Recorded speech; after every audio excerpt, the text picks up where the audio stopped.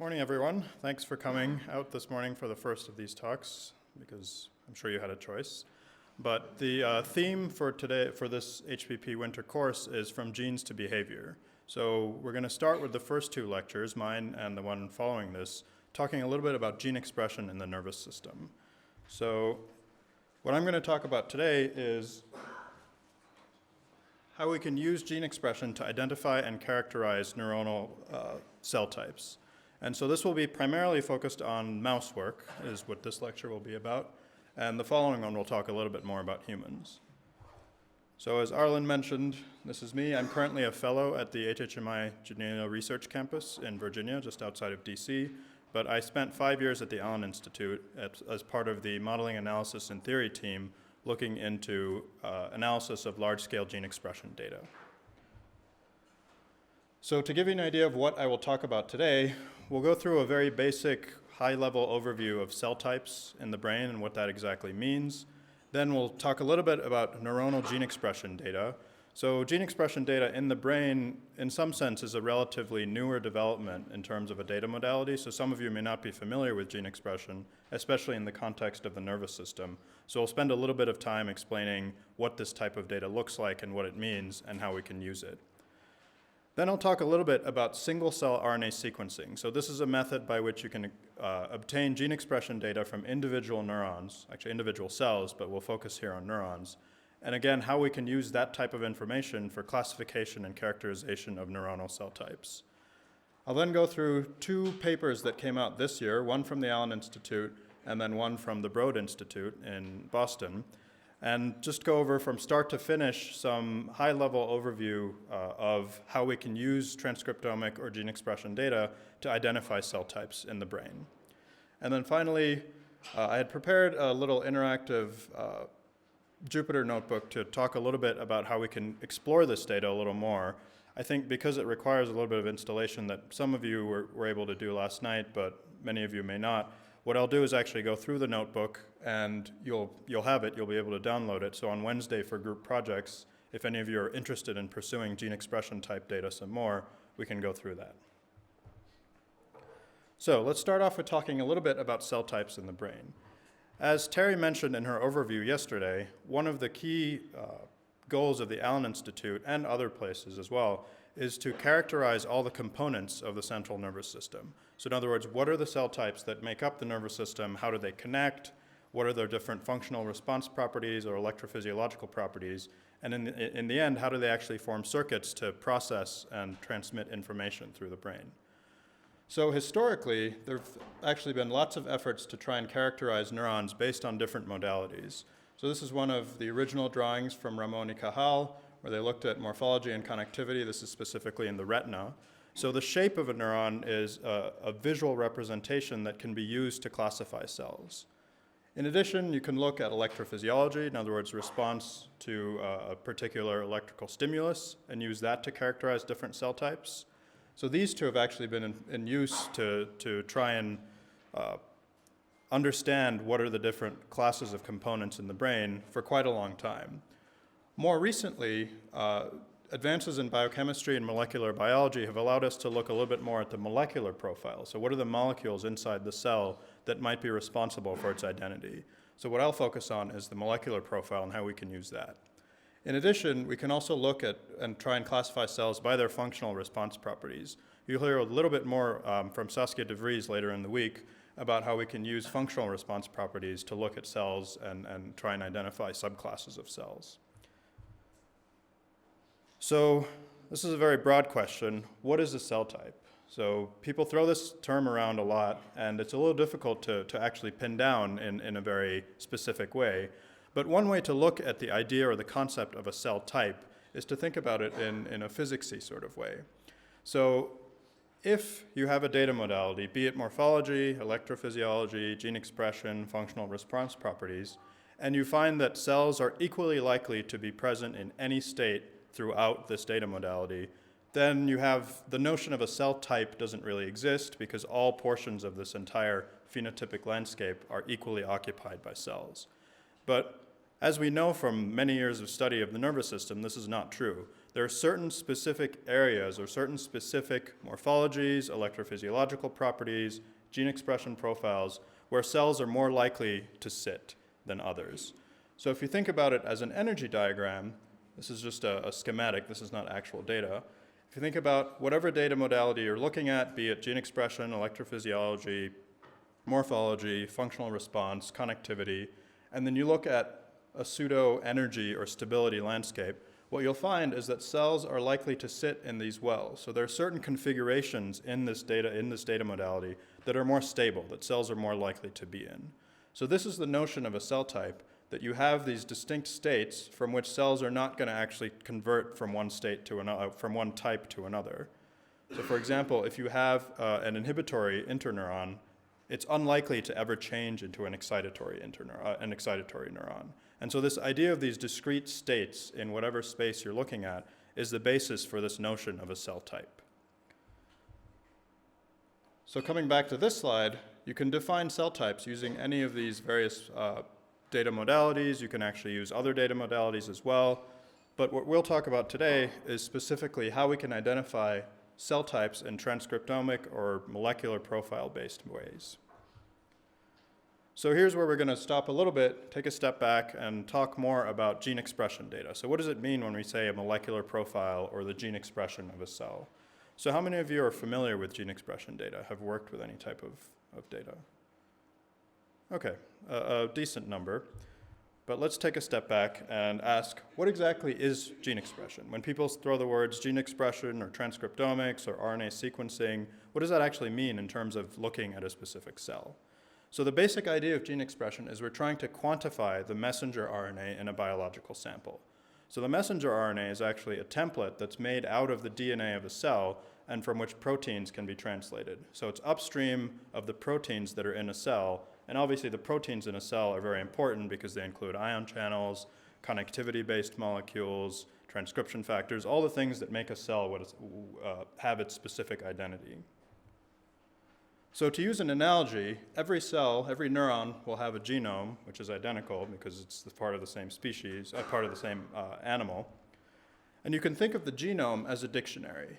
So in the genome is the code for every possible molecule that can be made in that cell. So you can think of it as having a set of all the words that would be possible when you're writing a story.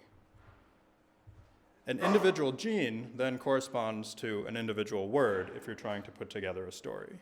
So in the genome, in the mouse genome, for example, you have about 20,000 different annotated genes. The number is approximately the same for the human. But the idea is that these genes are these distinct compartments or words that can be combined together in a cell to give it a specific molecular profile. So then an expression profile in a cell is akin to a story. So you take these words together, you put them into a story, and then that is the feature that describes what this cell is about. So the idea with gene expression is we take a story or a cell and we actually measure all the words that are in that story. And so you have some measurement of all these different mRNAs in a cell, and you can get a general idea of the molecular profile of a cell. And so then the idea is once you measure all these stories or these cells, you can then try and classify them into different groups. So just as an example, I have a few word clouds taken from actual stories, and you can see what this might look like in terms of an analogy.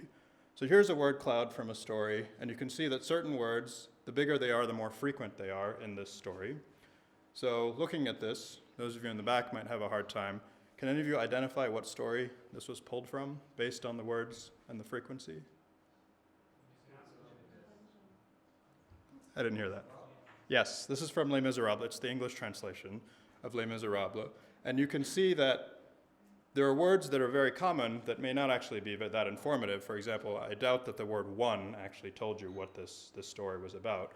But then there are keywords such as Valjean or Marius or Cosette that give you a better idea of the identity of this story. Here's a second one. How about this one? Exactly. This is the Jungle Book. You probably got it from Mowgli or Bagheera or Baloo. Again, not from the word one, which is also frequent in the story, but it doesn't actually tell you much about the identity of this story.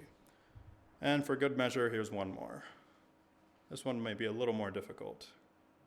and is the bane of many high school students in English-speaking countries. I think I heard it. This is from Beowulf, one of the epics in Old English. So again, if you know the characters, like Hrothgar or Grendel, you can figure out what story this is from. But one of the illustrations I want to point out, one of the things I want to point out here is that there are certain words that will show up in every story, but are at fairly high frequency, but may not actually be informative to that story. So the idea behind classifying cells using gene expression is to figure out what are the genes that actually get you some discriminatory power to be able to classify these cells. So for those of you who know about gene expression, this analogy may or may not be useful, but for those of you who are new to this, you can just think of when I talk about the expression profile of a cell, we're talking about a specific story, and we're trying to classify stories based on the frequency of the words or the genes that are expressed in them. So there are many ways or methods in which you can measure gene expression.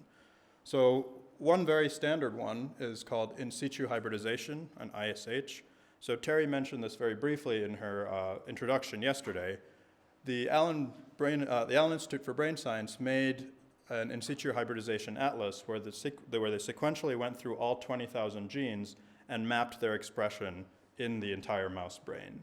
So the idea here is that you pick one gene at a time and then you profile its expression throughout the entire brain. So this is, to use the story analogy, this is equivalent to saying I have one word and I'm going to see how often it appears in each of my stories. So you're not going to get multiple words from each story, you just get a value for each word in each story. So what does this data look like? So it's all based on images. So you run the in situ hybridization protocol, and then you section the brain, and then you image it, and what you get is something that looks like this. So for those of you who have not seen this type of gene expression data, it can be a little hard to parse. What we're looking at is a coronal slice through the mouse brain. Over here is the cortex. You can see this purple structure is the hippocampus. Down here is the thalamus. Down here is the hypothalamus of the mouse. And what you can see is there's a high density of these little dots everywhere if you look very closely. And the reason that there's a high density is that this is a gene called SNAP25, which is expressed by every neuron. So this is the equivalent of the word one, for example, in the 3 stories that I showed you. Every neuron has this gene. So what this image series is showing you is essentially every neuron in this section. So if you want to do something like neuronal density counting or things like that, you can easily take this image series, count the dots, and figure out how many neurons we're looking at. For cell type classification, however, this specific gene may not be useful because it doesn't actually distinguish any subtypes of neurons from each other. It just says these are all the neurons. So if we look at a second gene, which is called RORB, now you can probably see the difference between these two images. It's taken, again, from a coronal slice approximately in the same region of the brain, but what you can now see is that there's a more specific expression pattern of this specific gene. So in the cortex, it's expressed primarily within layer 4. You can see that there's some thalamus-specific expression of this gene. So this now is not present in every neuron in the brain, but rather in some subset of neurons. So this gives you some idea that there's some class of neurons that expresses this gene that might have some properties that are different from the neurons that don't express this gene. And finally, if we look at a third gene, you can see very, very specific expression. This is POMC, which is expressed in the arcuate nucleus of the hypothalamus. So you don't see expression anywhere in the brain except in this small region of the hypothalamus. So this is clearly a very distinct marker for a cell type that's very specific. So this would be the equivalent of taking maybe the word Harry Potter and looking to see how many stories have that. Well, there's at least 7 books that will have that, but there's a very low probability that any book or story that you choose at random will have the words Harry Potter in them. This is more equivalent to looking at something like the or one. All stories should have them. So that's a little bit about the in situ hybridization method. So the basic idea is you're looking at one gene at a time throughout the entire brain. So what you get is cellular resolution. You can see individual cells as individual dots, and you get exquisite spatial information. You can find out exactly where in the brain cells that express a specific gene are located. What you don't get, unfortunately, is you don't know, for example, if you have 2 genes that you've probed for separately, if they're actually co-expressed within the same cell. So you're limited to one gene at a time over all your cells.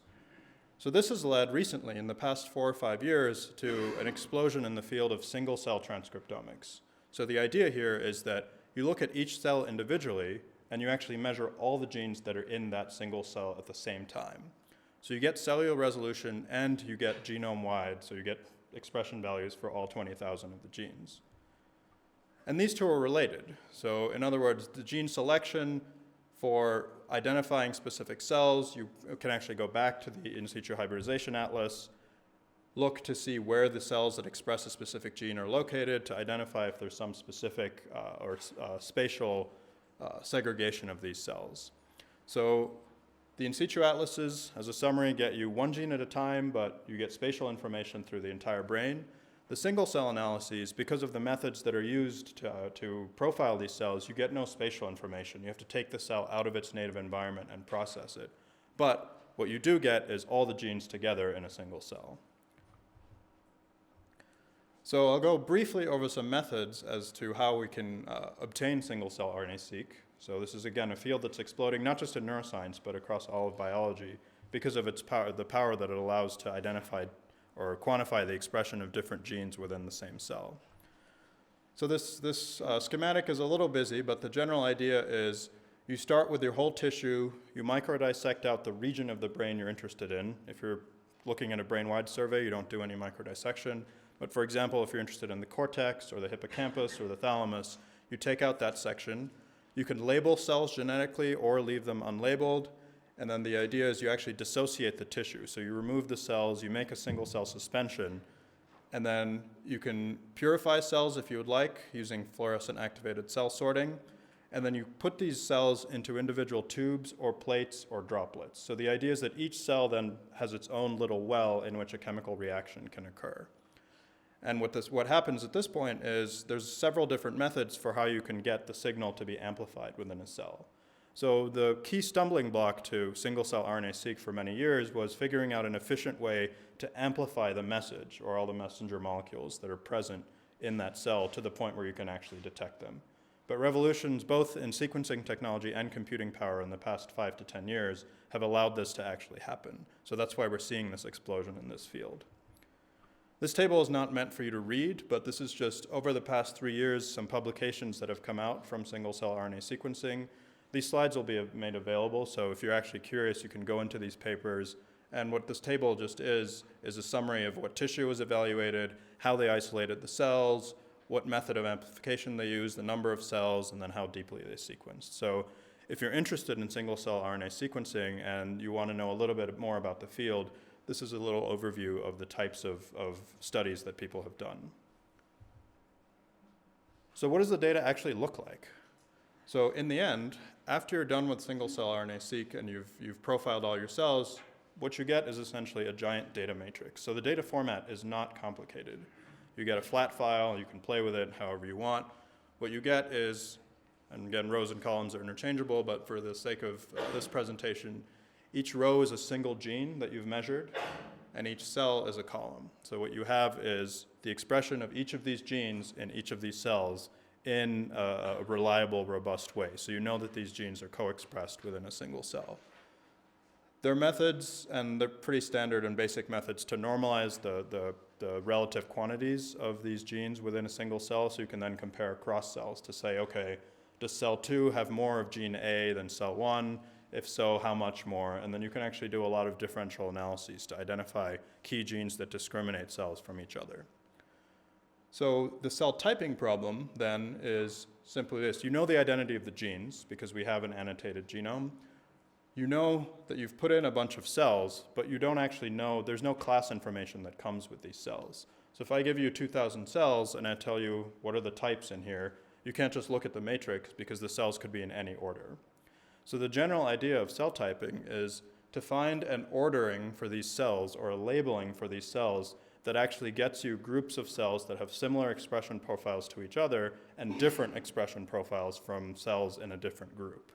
So for example, just glancing at this, you can see, at least just from these 4 genes that I've put up, cell 2 and cell 3 seem to have very similar expression profiles, right? They don't express gene 20,000, but then they do have very similar values for genes 1, 2, and 3. Cell 1 and cell 2000, for example, also have very similar expression profiles, whereas cell 4 seems to have its own unique profile. So if you have 5 cells, yes, you can do it by eye, but when we're talking about thousands, on the order of magnitude, thousands of cells, you can't really do this by eye, and you need computational methods to disentangle this matrix and figure out an appropriate labeling or classification for these cells. The general procedure that's been followed by most of the studies that have done single-cell RNA sequencing is fairly straightforward. The clustering problem, of course, long predates single-cell RNA-seq or any of these biological methods. So what people have done is adapt these methods to this type of data, build appropriate noise models for what the variance or the variability in gene expression is, and then come up with a reasonable classification for these cells. So the strategy is you select some genes to cluster on. There are many genes that show no expression throughout any cell that you're looking at. So those genes are not informative for clustering. Because you're talking about 20,000 genes, the next step is usually to reduce the dimensionality. So there's standard methods to reduce the dimensionality of any large high-dimensional matrix. For example, PCA is one that's used very commonly. You extract the features for clustering. So now that you have your reduced dimensions, you're going to use those. So if you can reduce the rows of this matrix from 20,000 to 5, then you have a much more tractable problem in terms of classification. You can then cluster the cells on these reduced features. And then an important thing is, part of any clustering problem is to assess how robust your clusters are. If you have some noise, are you then going to have a completely different classification scheme? If so, then your final classification is probably not robust. And then finally, once you've identified a set of clusters, what you can do is look back at those clusters and identify key genes that are discriminatory among them to try and get some idea of the actual identity or some functional phenotypes for some of these cell groups. Here's another very busy slide. This is a follow-up to the previous one. So again, not for you to read here, but maybe at home if you're interested in this type of information. But these are the same papers from the previous slide, and these are just the different steps in the computational methods that people have used. Things that are the same color have been using the same method. So you can see that although for any given step of the computational pipeline, there's not actually that many different approaches. What people have done is mix and match various approaches to come up with various pipelines.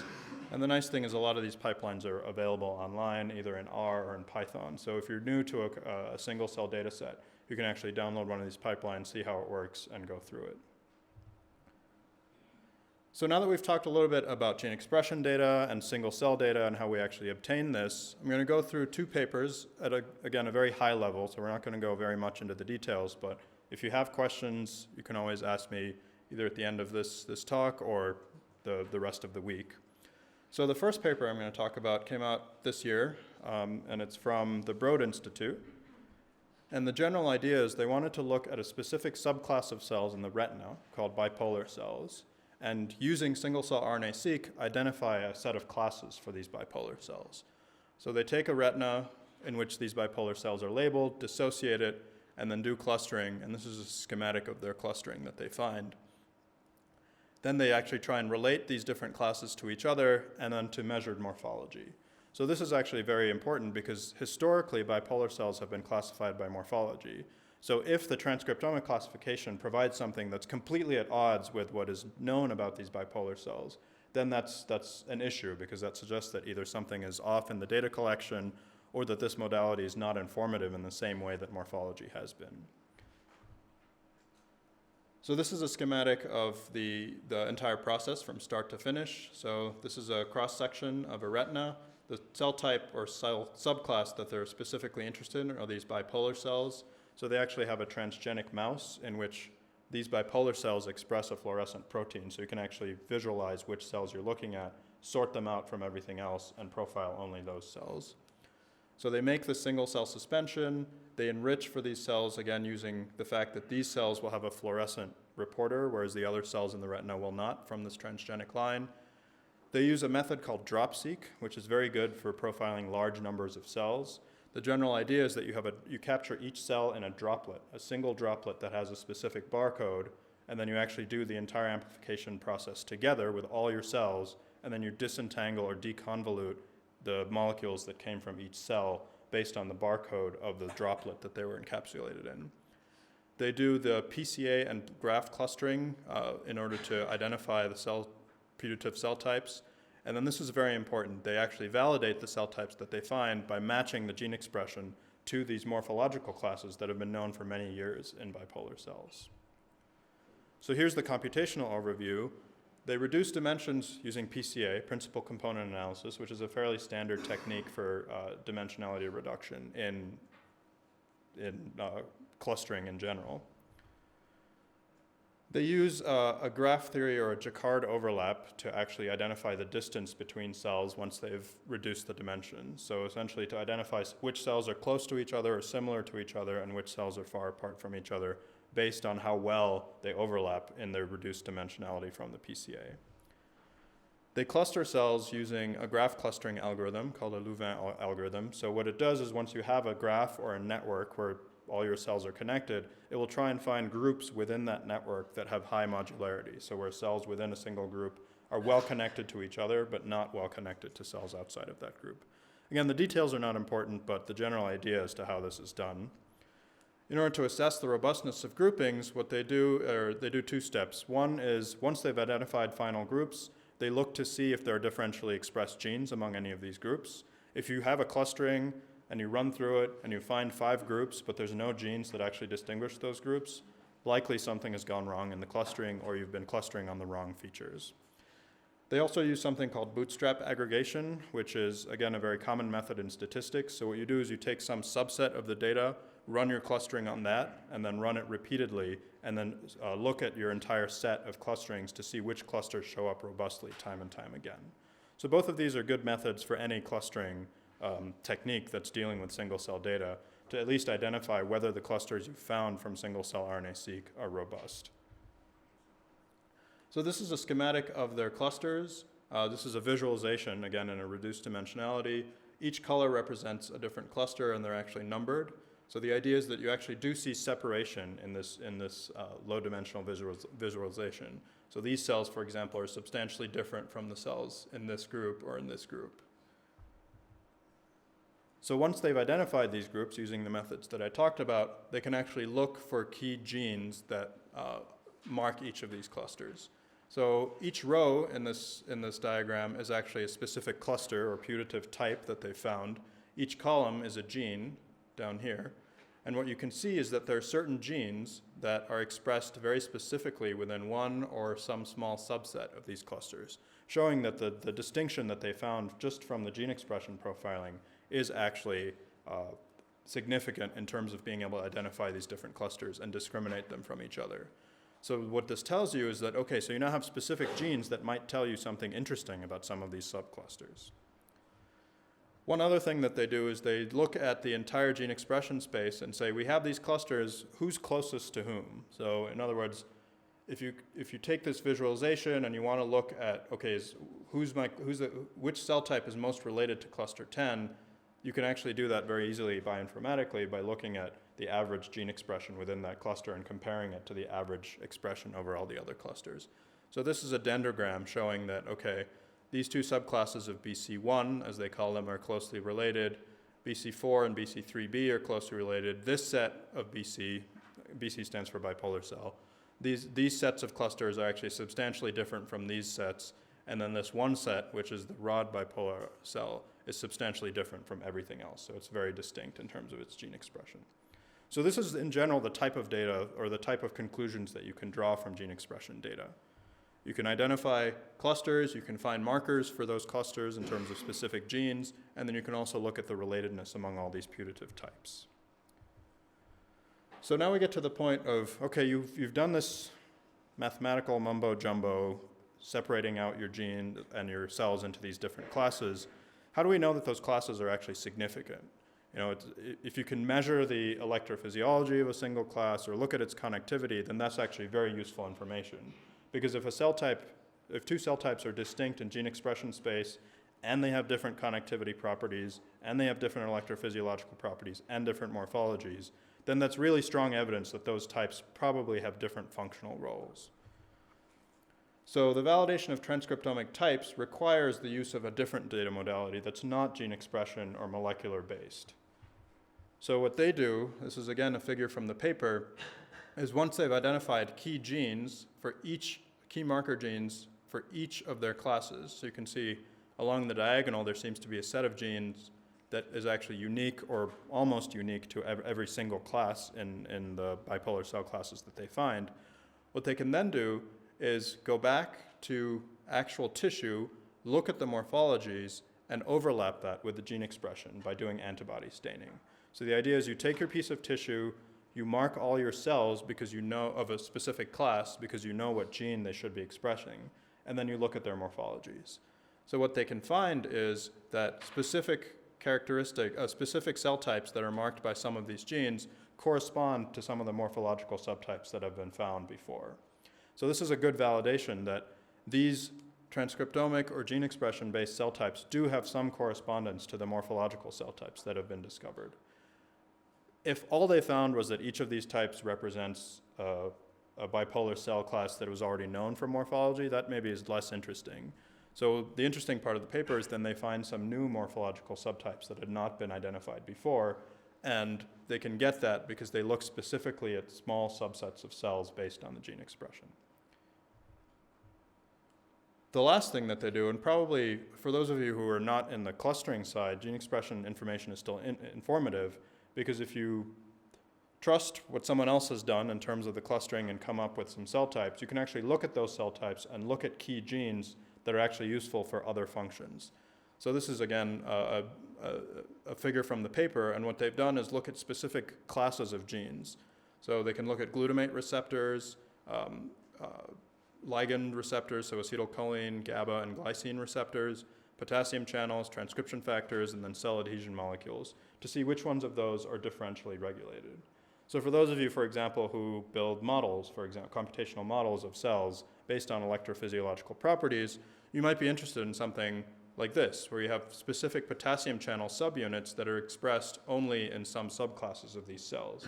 So you'd expect their electrophysiological behavior, depending on the kinetics of the potassium channel and what has been measured about it, to actually differ. So you can take these types of genes and then look specifically at these cell classes and see, oh, okay, this is the only cell that seems to express this receptor. Maybe it's the only cell type in the retina that's responsive to acetylcholine. So there's an experiment or a hypothesis that you can actually test. So this is where the true value downstream after the cell typing classification has been done. So just to conclude this paper, they've done a large-scale sampling of bipolar cells in the retina, and then they found multiple transcriptomic types. So these include both novel bipolar cell classes that weren't described previously, but also a good recapitulation of the types of bipolar cells that have been known for many years. And then the differences in the receptor genes, the neurotransmitter genes, ion channel genes, transcription factors suggest functional differences in the retinal circuit that go through these different types of bipolar cells. So that was one paper looking at bipolar cells. The second one was a paper that came out of the Allen Institute earlier this year, where we looked specifically at the visual cortex in mouse.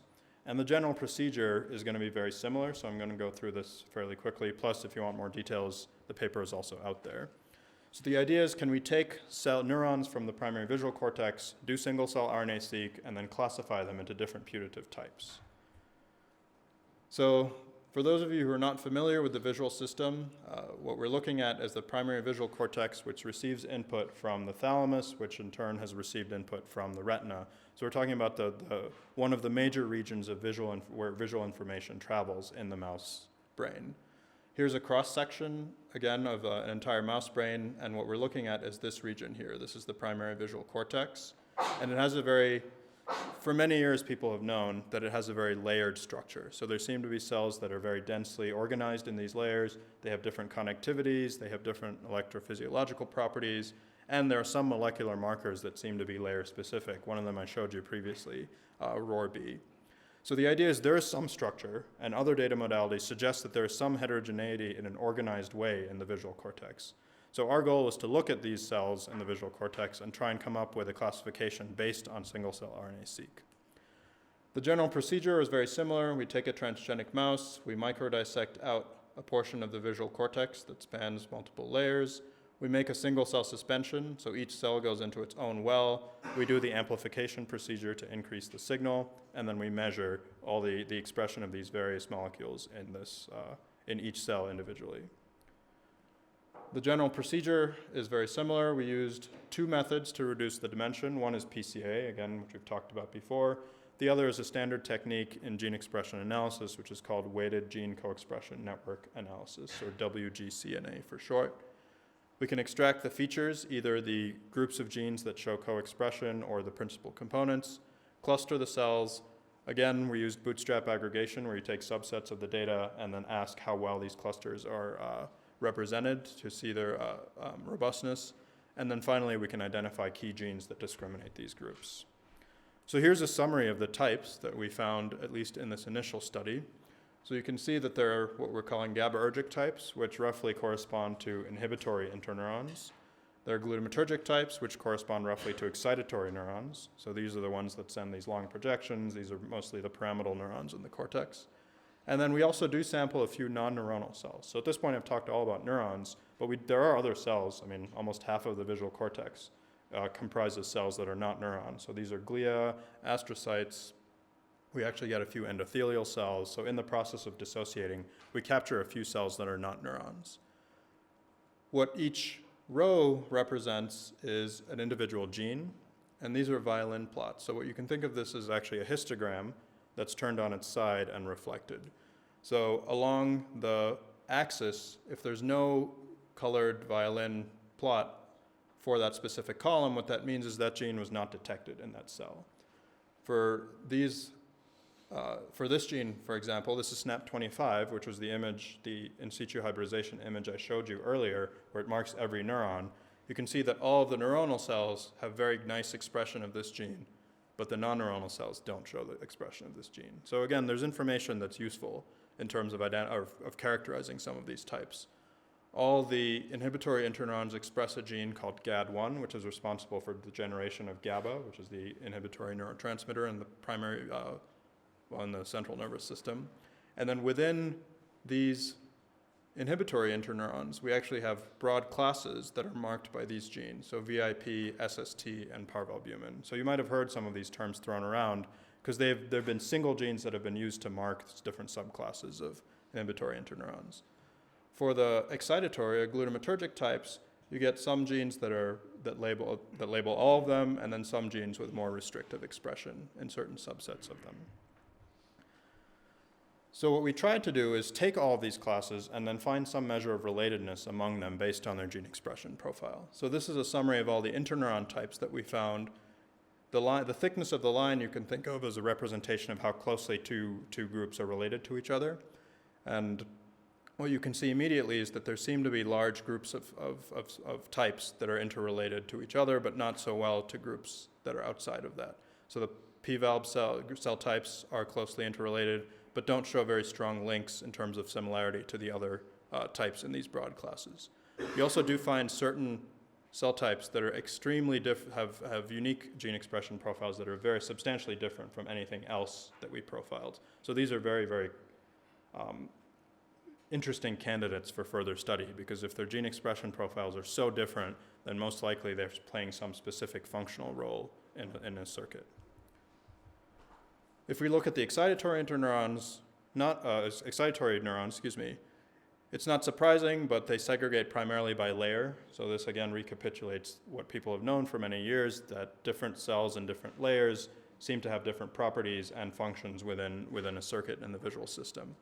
Again, you find types that are closely interrelated, and then types that seem to have a substantially distinct gene expression profile. So these figures in the paper are actually quite dense because they also list key genes that you can use to identify these types, and also some combinatorial genes that will get you distinct gene expression profiles for each of these types. For the validation, we did a couple of experiments. One was to look at connectivity. So the idea is that if you have two cell types that have distinct gene expression profiles, do those cells also project to different locations? So what we did is actually retrograde injections from two different regions of the brain, And so what happens is you inject into a specific region of the brain with a virus. The virus gets taken up by the axons and then labels the cell bodies of those neurons that have projected to that region. And so then you can look at those cells, take those out, profile them using the same method, and say, okay, which of my various types did this cell belong to? So what we found is that depending on whether you inject into the thalamus, which is one of the main projection targets of the visual cortex, or into the contralateral visual cortex on the other hemisphere, you actually get types that you get segregation among the transcriptomic types depending on where they project. So these two layer 6 types project only to the thalamus, whereas these two layer 6 types project only to the contralateral visual cortex. So there is some segregation of the projection patterns for some of these cells based on that corresponds to their transcriptomic profile. This is a very basic study looking only at 2 regions and identifying only a handful of types that have these different projection patterns. Something that we're doing at the Alan Moore is to do a much more comprehensive assay relating gene expression profiles to projection patterns of these cells. And finally, just like in the previous paper, what we can do is we can take our cell types and then look to see if there's any differential expression among key genes that might be related to some sort of function or circuit mechanism. So these are acetylcholine receptors, and these are glycine receptors, and you can see immediately that among these acetylcholine receptors, there's a lot of heterogeneity in terms of specific cell types seem to express specific subsets of these different receptors. There's one nicotinic, alpha-nicotinic receptor that's actually expressed only in a single cell type, so that suggests that there's some specific role for that cell type in a cholinergic pathway. We don't know what that role is, but it suggests an interesting set of experiments to pursue regarding how that cell type can be modulated differently from other cell types. If you look at neuropeptides, you again see the same thing. There's some strong distinctions among which cell types express which neuropeptides. This specifically is tachykinin. You can see that the different molecules within the tachykinin family are actually expressed differentially among these different cell types, and the receptor is as well. So this suggests interesting relationships among these cell types based on the neuropeptides that some secrete and then the receptors that other cell types have. So as a summary for this paper, the single-cell RNA-seq that we performed suggests there are at least 49 types, 42 of which we identified as neuronal, 7 as non-neuronal. This is not an exhaustive study, so unfortunately the number 42 has changed already, so we can't hold to that, sadly. And then these cell types show varying degrees of interrelatedness, and then a lot of the broad classes that have been identified previously before this paper do correspond with the findings that we have, and then the big question is, can we look downstream to see what differential roles these might play in a neuronal circuit and in terms of information processing? So at this point, let's talk a little bit about exploring transcriptomic cell types. So I have a Jupyter notebook, which is in R, which I don't think, well, which unfortunately is my fault. I didn't have everyone install. So for those of you who have it, you can follow along. For those of you who don't, I'm going to go through it on the screen. And then if you're interested in this, perhaps as a group project or somewhere later on this week, you can go ahead and download it and take a look and play around with it a little bit. So the notebook and the data are both here. So if you want to copy down this link, you can then download it at your leisure and then play with it later. But some of the tasks that we're going to quickly go through is we're not going to recluster the data because that's not going to be possible in 15 minutes, 20 minutes, an hour. These algorithms take a little bit of time. So we're going to say, okay, let's take the clustering that we already have from the paper that I just showed you and look at the expression of different genes among these different types to see if we can come up with some interesting patterns of genes that might result in some hypotheses or might result in something that would be useful for modeling, for example. So we're going to go through 3 tasks very briefly, and the general idea is once you've downloaded this and once you have Anaconda, you need to download a special set of R tools to make Anaconda run with R-based Jupyter notebooks, but we can talk about that during a break or further along this week. But once you've downloaded it, you can familiarize yourself with the structure of the data set. R is a very easy language to use, so any of you who've used MATLAB or Python, the syntax is slightly different, but the similarities in the in how data structures are created are fairly similar, so you can actually learn it pretty quickly, at least for the purposes of this exercise.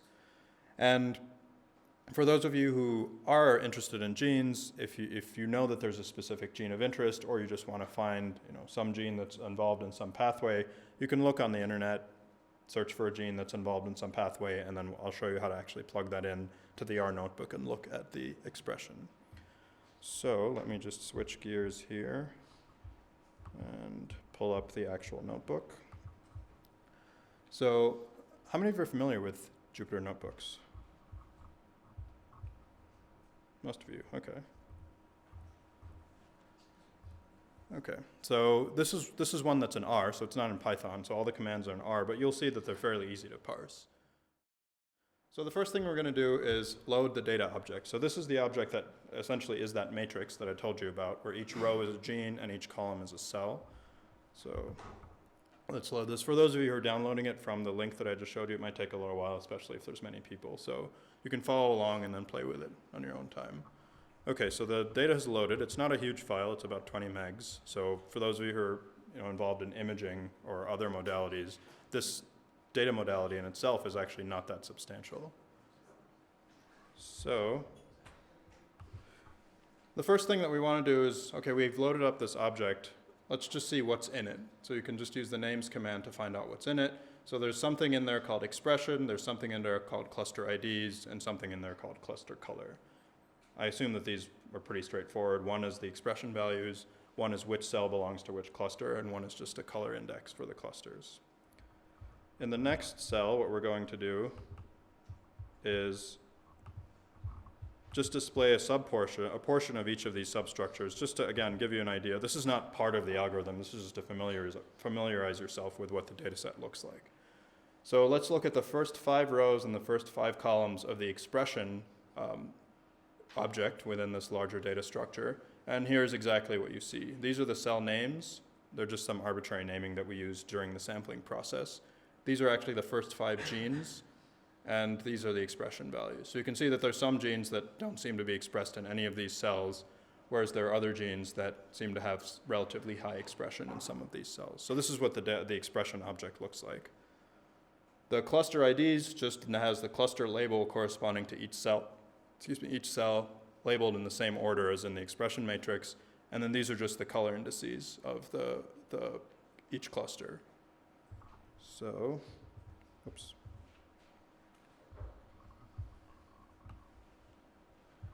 Okay, the next thing we can do is just double check that we have all the cluster IDs in there. So these are all the cluster names that we came up with. These are the same as the ones in the figures that I showed you. So if you're interested in a specific cluster, the names may not actually tell you much. What they are is, for the excitatory neurons, a layer and a gene that marks that cluster. For the inhibitory interneurons, you have essentially 2 genes, the broad class and then the gene that's more specifically marks that class. So now that we've looked through a little bit of the object, and again, in your own time, you can look through it a lot more, see what's going on in there. What we can do is plot an expression of a single gene over all the types. So let's take a gene. I've picked here SNAP25. For those of you who are paying attention, this is that pan-neuronal gene. So this is a gene that should be expressed in all neuronal subtypes within this data set, but not in the cells that are non-neuronal, so it shouldn't be in the glia. So what we're going to do is you can just put in the name of the gene, and then the rest of the code here of this cell will generate this plot. So I can just regenerate it, and there it goes. So what this plot is showing is these are each of the classes. They're a little hard to see because there's so many of them. And these are box plots. So these essentially show you the distribution of this specific gene in each of the cells within that class. So the solid line is the median, and then these are the quartiles, and then these are individual cells that are way beyond the expected quartile range.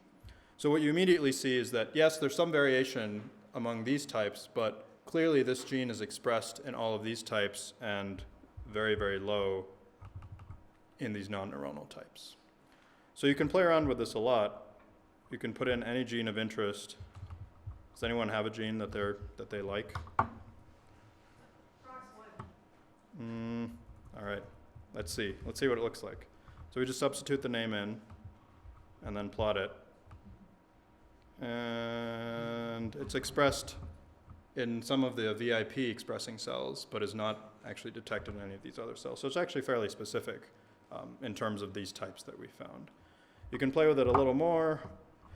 It's also nice if you cheat a little bit, you can see that, oh look, here's a whole bunch of interesting genes that might be good to look at. So if I pick, for example, one of our favorite types, which is this type, SST, this is the gene for chondrolectin, you can see sort of how cleanly separated some of these types may be.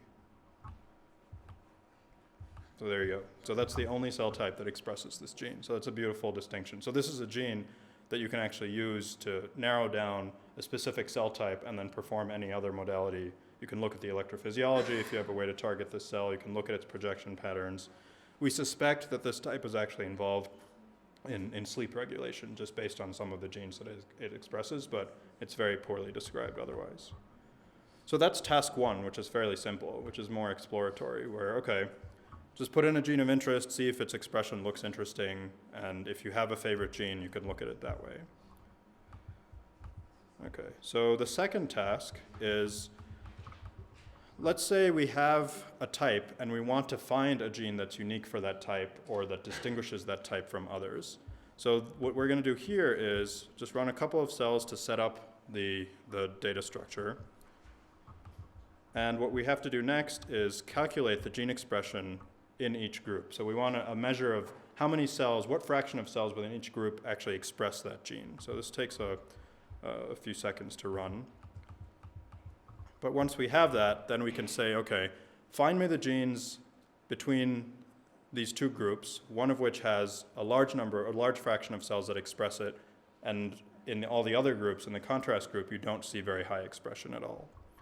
So for example, if we use the same example that I just gave, if I want the marker group, so the cell type of interest, to be this SST chondrolectin group, and then the contrast group, I want to find a gene that's not expressed in any of the other groups, I'll just run this cell. These are parameters that you can set to say, okay, I want only genes that are expressed in at least 80% of the cells within my marker group and less than 35% of all the other cells. You can play with these depending on the expression of the gene of interest. And then you can run this next cell, which will go ahead and, identify these key genes. So I just ran cell 12. So it spits out 3 genes. So now let's just confirm that these genes indeed are expressed specifically within that subtype. We looked at chondrolectin already. Let's try relaxin-1. And here's the expression of relaxin-1. And again, it's not as nice as chondrolectin, but you can find here's another gene that's expressed specifically within this subtype. So this is actually, you can spend a lot of time playing around with this. You can pick any group that you want versus any other contrast groups, find any number of genes, and this, for those of you who are interested in gene expression, this can actually be an activity that takes hours, depending on what you're looking at. So I would suggest playing around with that a little bit more if you're interested.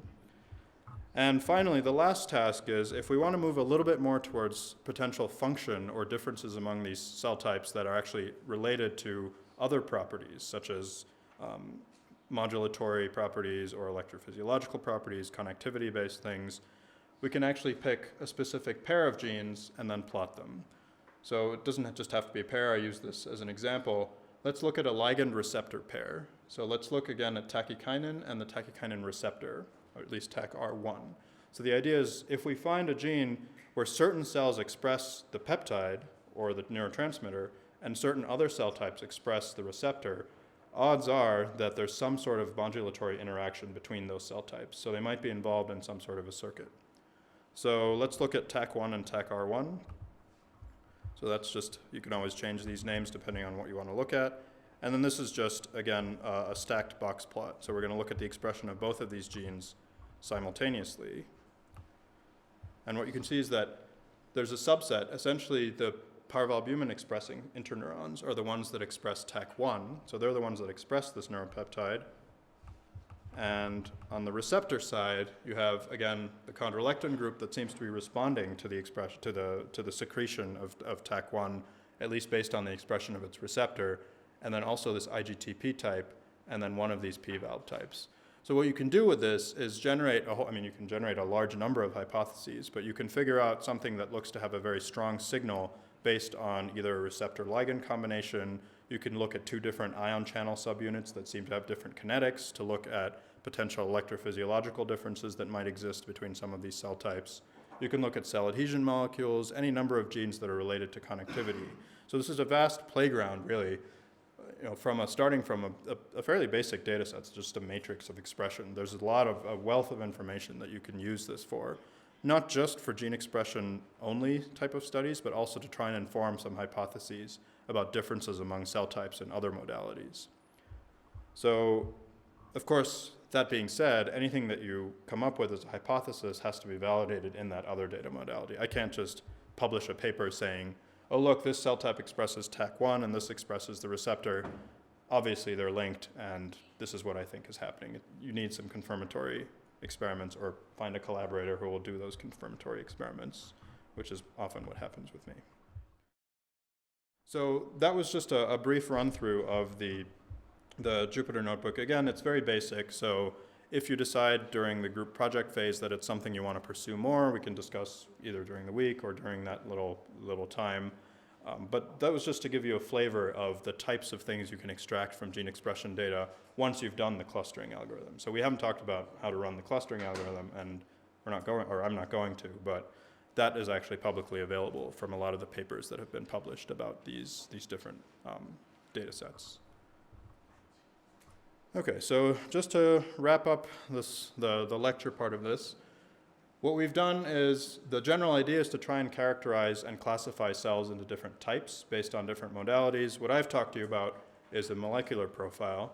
This afternoon, Terry will talk to you a little bit more about using morphology and electrophysiology on the Allen website to try and identify distinctions among cell types.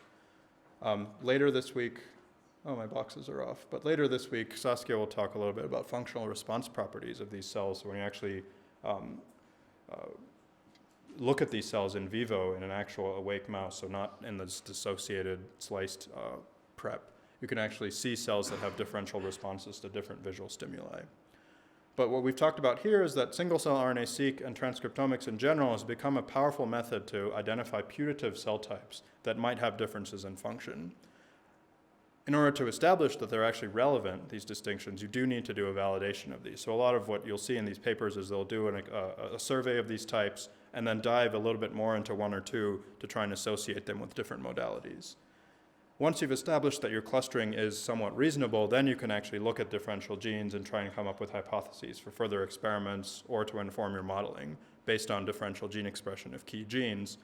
And then in general, this field is really exploding. So given the short amount of time in which RNA-seq has really come into neuroscience, it's understandable that a lot of people are not that familiar with this type of data or how it's acquired, but if you keep watching this space, like papers are coming out 2 or 3 times a year looking at some new region of the brain and trying to classify these cell types. So this data modality is here to stay, and it's always nice to be able to manipulate some of this data for any of the work that you do. So I'm going to end with that. So we have a few minutes, so maybe we'll take questions at this point.